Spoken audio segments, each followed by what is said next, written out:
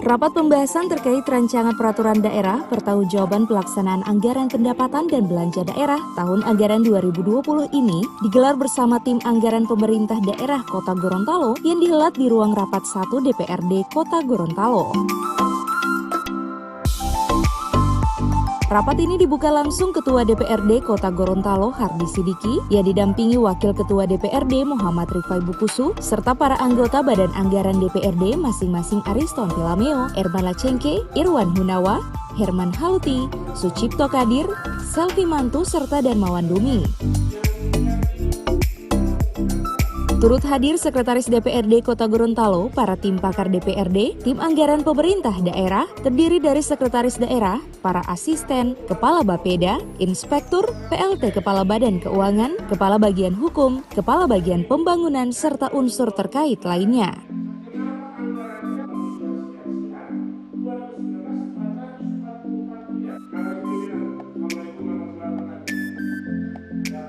Anggota Banggar DPRD Kota Gorontalo Ariston Tilameo menjelaskan, pelaksanaan rapat tersebut terkait dengan laporan keuangan pertanggungjawaban kepala daerah. Ada sejumlah hal yang berkembang seperti soal pendapatan di tahun 2020, di mana di tahun kemarin diakui merupakan tahun yang sulit karena Kota Gorontalo juga mendapatkan pemotongan dana alokasi umum atau DAU, lalu pelaksanaan refocusing yang diakibatkan pandemi COVID-19 sehingga pembahasannya perlu ekstra hati-hati. Kita melaksanakan rapat badan anggaran terkait dengan laporan pertanggungjawaban keuangan kepala daerah. Ini laporan yang disampaikan